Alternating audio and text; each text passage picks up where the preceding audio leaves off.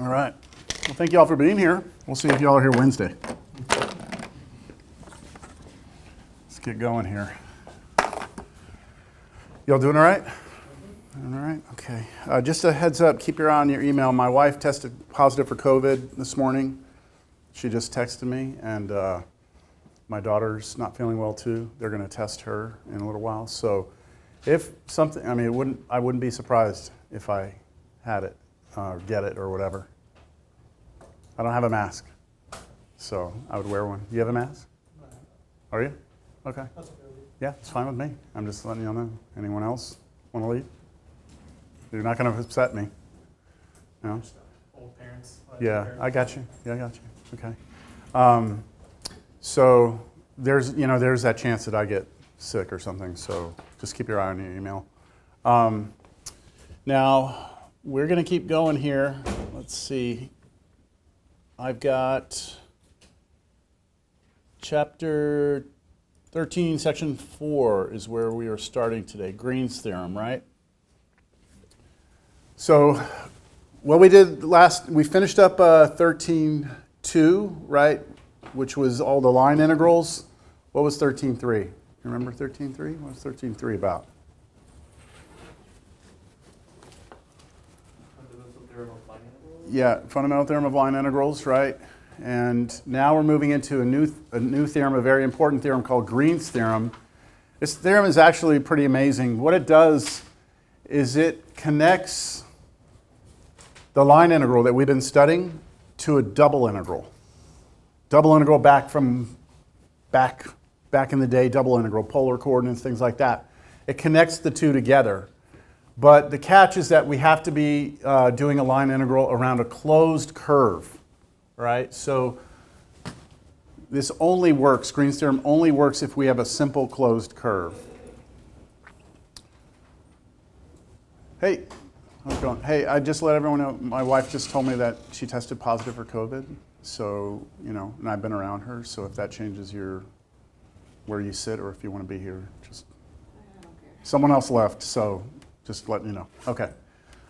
All right, so first things first. We have to establish some terminology.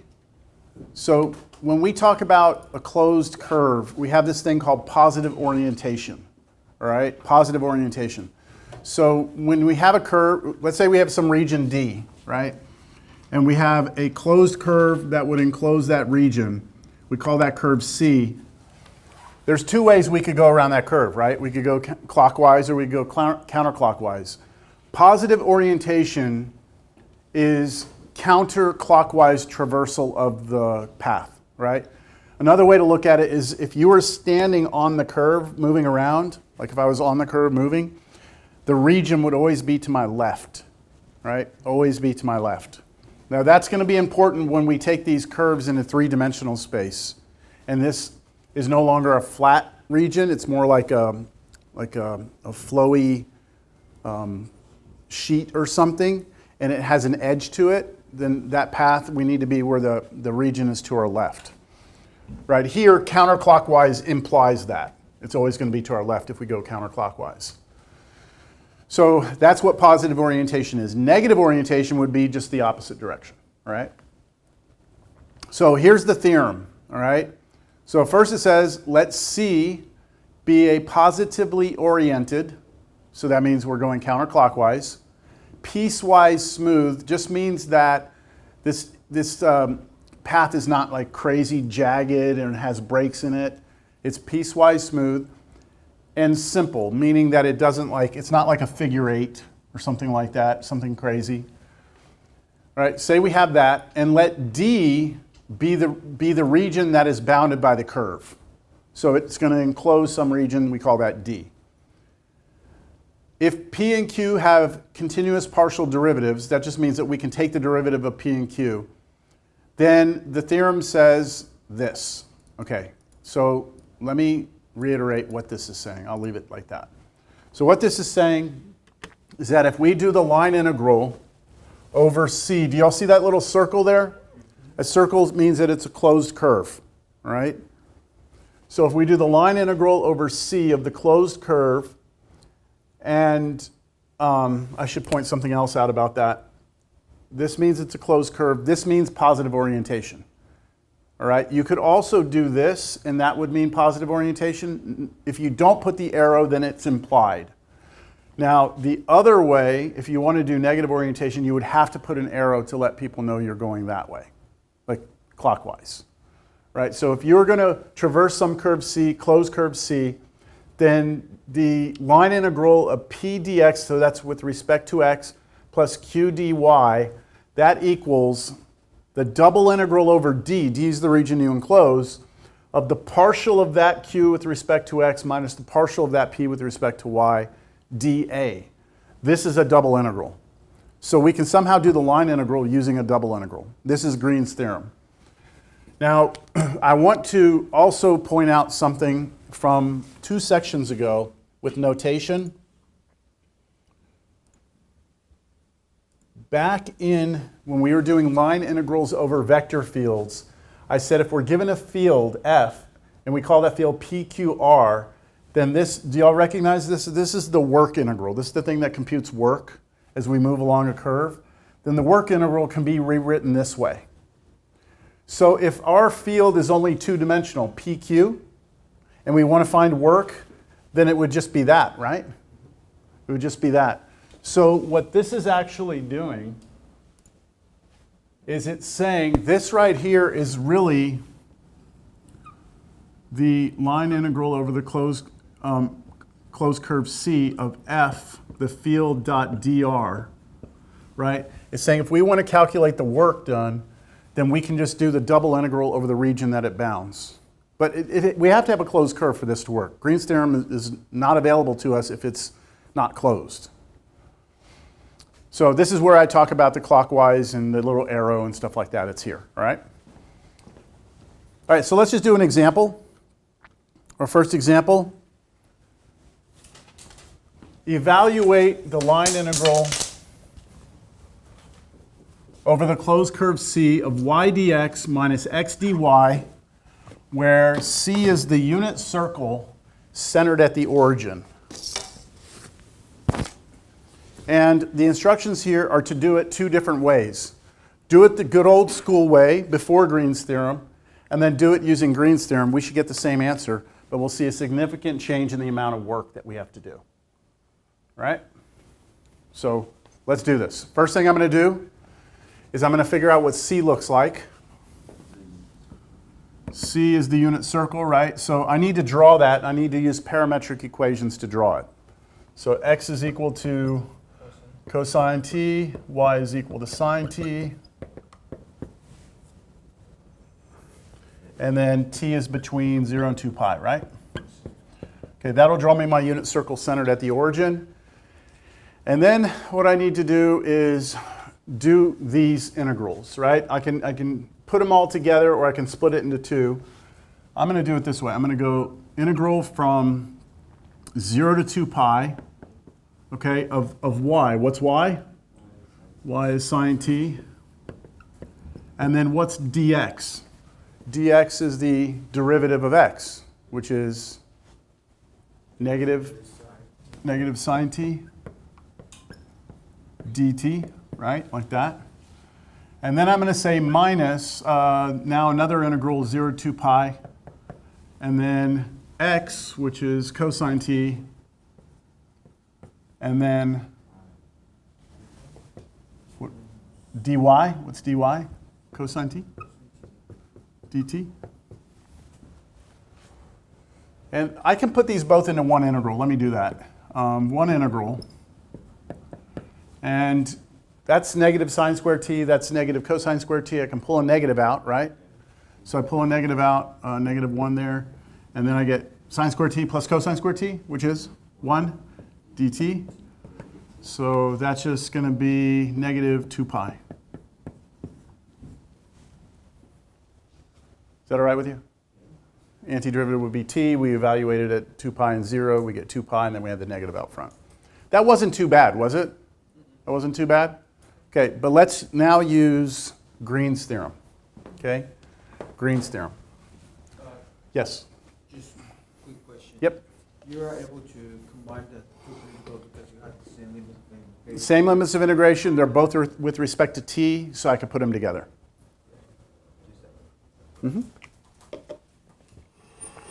Okay. So now let's use Green's theorem. So for Green's theorem, let me write Green's theorem down over here off the board here.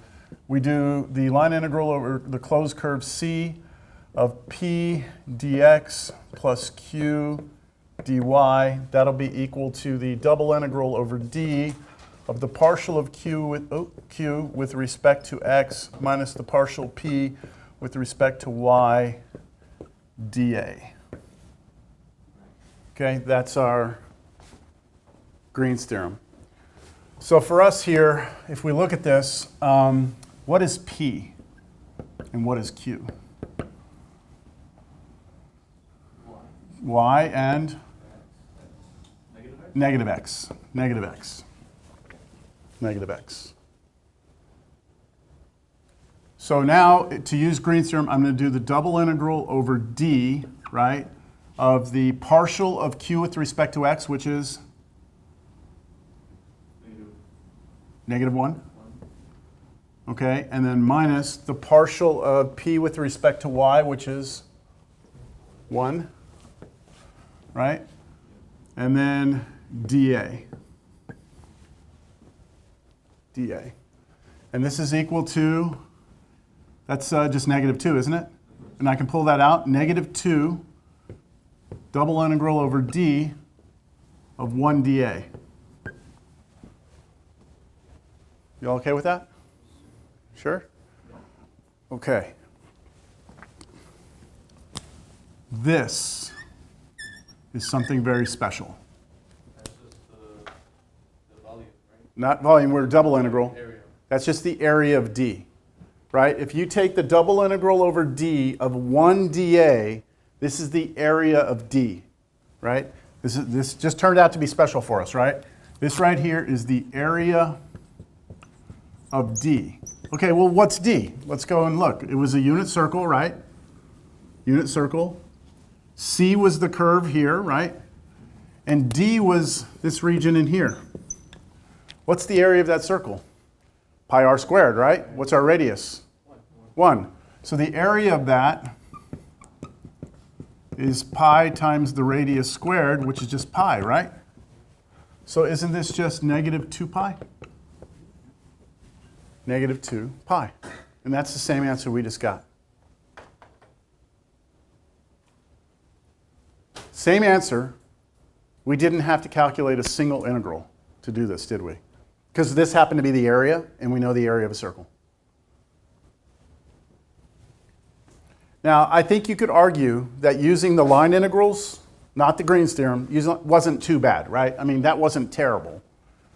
So Green's theorem, although nice, isn't really, I haven't really sold you on it yet because you could have done it the other way as well. So let's look at something worse.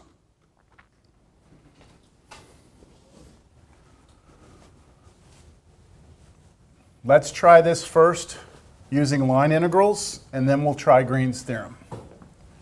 So if we're going to do line integrals, let's see, we have our C, right? Our C is the circle centered at the origin, radius of 3. So let's do the parametric equations for C. C is, X is 3 cosine t, right? Y is 3 sine t. That draws me a circle of radius 3. My t is between 0 and 2 pi. Right? That's at the origin. Crap, man. Really? Y'all see what we have to do here? Easy. Okay, let's try it. We have to do the integral from 0 to 2 pi. Okay, we have to do this, right? 3, what's y? 3 sine t. So that'll be 9 sine t. Minus e to the sine of what's x? 3 cosine t. And then all of that dt, right? I'll go ahead and do separate integrals. We can put them together. Plus the integral from 0 to 2 pi. And then 7 times x. X was 3 cosine t. And then plus the square root of y to the fourth. Shit, 81 sine to the fourth t plus 1 d. Oh, wait, hold on. I messed up. What did I mess up here? I messed up right here. I plugged in, right? I plugged in here. What was dx? I never did dx. What was dx? Yeah, negative 3 sine t, then dt. Yeah, sorry about that. And then over here, it's not dy, or not dt yet. It's what, dy? And dy would be 3 cosine t dt. There we go. Would your 3 cosine be multiplied like against that whole thing? Yeah, times this whole thing. Yeah, thank you. I put the parentheses on that one. I forgot on this one. So there we go, like this. Yeah, no, I don't feel like doing that, nor should you, right? Let's stop. Let's stop and use Green's theorem, all right? And then we'll type this into Wolfram alpha and see what it does, all right? So this is bad. This is bad. So Green's theorem, well, we had the circle of radius 3, didn't we? That was and our d is right here. That's our d. Okay, so what we're going to do is we're going to do the double integral over d, okay, partial of q with respect to x. So this one was our p, right? That's our p, and this one is our q. So what's the partial of q with respect to x? 7. Minus, because the formula, partial of p with respect to y? 3. dA, right? That's just 4. Pull the 4 out. Double integral over d of 1 dA, which is the area of d, right? That's the area of d. So 4 times what? Pi times, what's the radius this time? 3, so 3 squared. So this 9 times 4, this is 36 pi. There we go, we're done. And we didn't have to do any integration. Yeah, you know, I may not type that into Wolfram. That's just going to take too long. I'm pretty sure Wolfram would get 36 pi, but, you know, the amount of, I mean, we would not be able to integrate that, I don't think, if we tried. No, never mind. Yeah. You sure? Yes. Okay. All right, so I think this illustrates an example where Green's theorem is actually very, very useful, right? Now, I say here, so sometimes computing the line integrals over a closed curve is easier when we use Green's theorem, and converting the problem to a double integral is better for us, right? There are some specific instances where we actually want to do it the other way around. We want to do a double integral, but we don't feel like doing the double integral, so we want to convert it to a line integral. So it's using Green's theorem reversed, all right? But you have to pay very close attention to when we would want to ever do this, right? So it's like, how do you use this backwards, right? How do we use this backwards? Well, I want us to look at one specific case of this situation right here, and that's this right there. We already know, right? We already know that if you ever want to know the area of some region D, that it will always just be the double integral over d of 1 dA. I mean, we just used that a second ago, right? The question is, how could we ever look at this double integral of 1 dA as this? Well, we could see that if we could convince ourselves that that is partial q with respect to x minus partial p with respect to y. And the question is, you know, when would that ever be 1? Like, what would p have to be and what would q have to be in order for this to turn into a 1? So what would p and q have to be for these two partials turn out to be 1? There's a bunch of different situations. But one easy one would be if this was 1 and this was 0, right? What would q have to be for this to be 1? What would q have to be for this to be 1? X. And what would p have to be for this to be 0? Anything but y. Anything, no y's in it, right? Yeah. So how about 0 itself? Yeah. How about just 0? Wouldn't this be a very special situation where when we set this up, right, when we set this up, we would get a 1 there? Yes? Okay. What else? How about this? So I'm going to box this. That's one situation where it would work, right? Let me see. How about another situation? What if this was 0? What if this was 0 and that one was -1? Then it would be minus -1 would be plus 1, wouldn't it? So 0 for that. What if I let q be 0 and let my p be what? Negative y, right?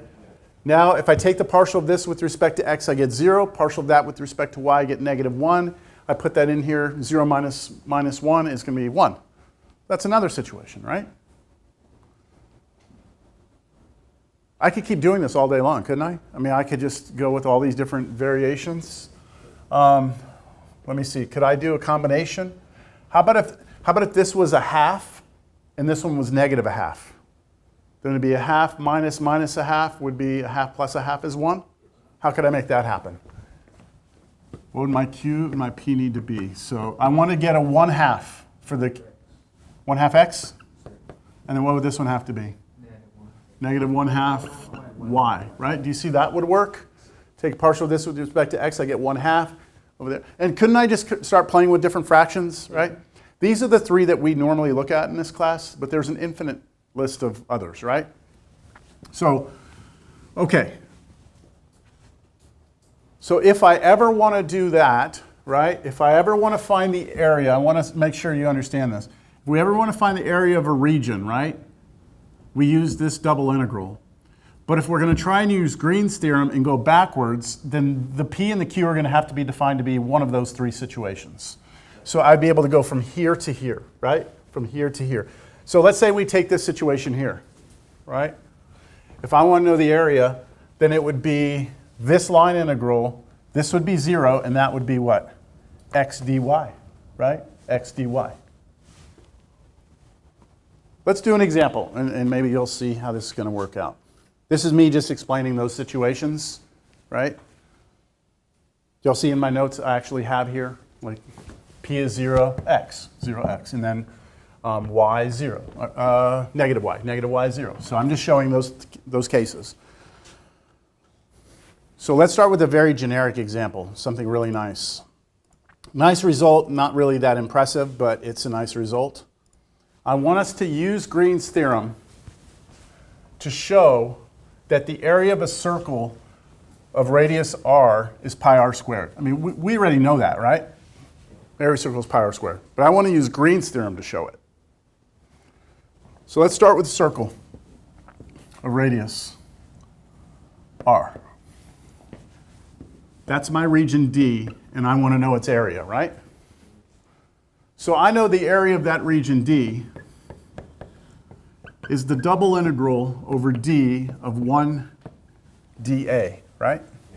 dA, that's our formula. But if we let P be 0 and we let Q be what? X, then Green's theorem, because that region D is enclosed by a curve C, right? There's a C that goes around this like this. That's C. That this turns into the line integral over that closed curve C of P dx plus Q dy. And P is 0 and Q is X. So this just turns into line integral of, I'll write it, 0 dx plus X dy, right, like that.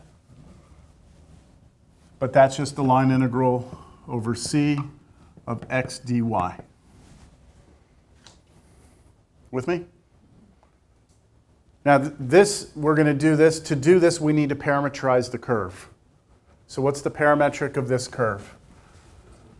X is, what's the radius? Careful. R cos t. And y is r sine t. And t is between 0 and 2 pi. That's our C, right? This is our C. And so now if I come over here and I do this This is the integral from 0 to 2 pi of x, which was r cosine t, times dy. The derivative of this is r cosine t dt.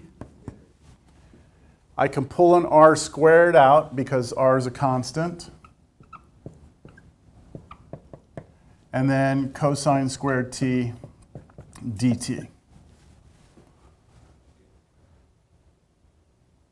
And to integrate this, I'll use the half angle identity, right? Cosine the power reducing. I'll do that over here. Pull out a half, right? So you'll pull out the half. It'll come out here with the r squared, 0 to 2 pi. And I'm using 1 plus cosine 2t. That's the half angle or the power reducing, right? There was a 1/2 in front of this formula, but then you pull the 1/2 out. Then you integrate each of those. So 1/2 r squared, okay, antiderivative here, t, and then 1/2 sine 2t. And evaluate that from 0 to 2 pi. So that was just the antiderivative of each of those with respect to t. And now plug in 2 pi. So when I plug in 2 pi, 2 pi goes here, I get 2 pi, right? Sine of 2 pi times 2 pi is 4 pi. Sine of 4 pi is 0. So all you get is 2 pi there, right? And then you plug in 0, you get 0, and what sine of 0? 0. So all you get for everything over there is what? 2 pi.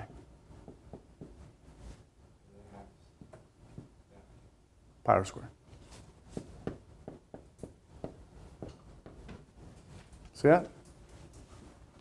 So we've proved by Green's theorem that the area of a circle is pi r squared. Now, I know that we've proven this different ways in this class already, so this is not that impressive, but it just shows you that we can use it, right?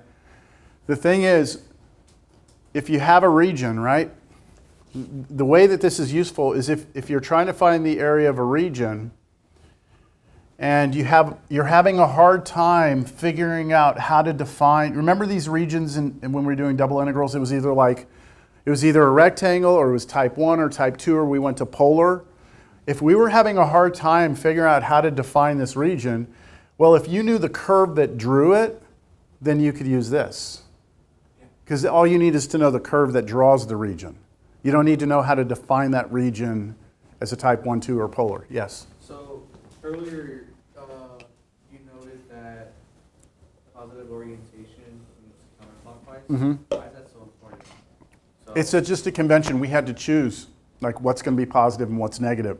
yeah. If you go backwards, how does it change it? It changes the sign of the answer. Okay. So it would be a negative instead. So we just need to agree. It's like if I throw a ball to you, right? Is that traveling, like the speed of the ball, is that positive or negative? Like to me, it's going away from me. I might look at that as positive. To you, things coming toward you, the distance is shrinking, so you might look at it as negative. Okay. So it's just a convention that we say, okay, if you're going to traverse a curve and you have a region that it encloses, we need to all agree that certain orientation we're going to call positive. And the one that we decide is that when your region's on your left, that's positive. Okay. Just so you can distinguish between the two. Okay, we all right? All right, now, if that wasn't impressive to you, then how about this one? Find the area of the figure below, which is called an epicycloid. And I can't tell you much about that region that's enclosed by that curve. I can't tell you much about it in terms of how to define it like type 1, type 2, right? But what I can tell you is that the curve around it can be drawn using those parametric equations. So if you draw if your x is this and your y is this and your t is between 0 and 2 pi, it will draw this little like kind of clover looking thing, right? And the question is, what is its area? What is the area of this? This is our d. What's its area? Do you see how that might be really hard to do with a double integral? Right? That might be hard to do with a double integral because you would have to define that region d somehow. And it's not really type 1, it's not type 2. It's not even polar. Do y'all see it's not polar? I mean, how do you define this? All I have is the curve that draws it. So how do you define it? Well, we should still be able to do this, right, with Green's theorem. What I'm going to do is I'm going to say that the area of that region D is going to be the double integral over D of 1 dA, but I'm going to very conveniently convert that over to, by Green's theorem, because it's a closed curve, as a line integral over the closed curve C. And let's just, do y'all want to do x dy again? We'll do x dy. In other words, we're letting our p be what? 0 and our q be x. This to me is the cleanest one. Let's see if it works for this. If for some reason this turns out to be ugly, I might change it and make this one negative y and that one at a 0. But let's just try this. Okay.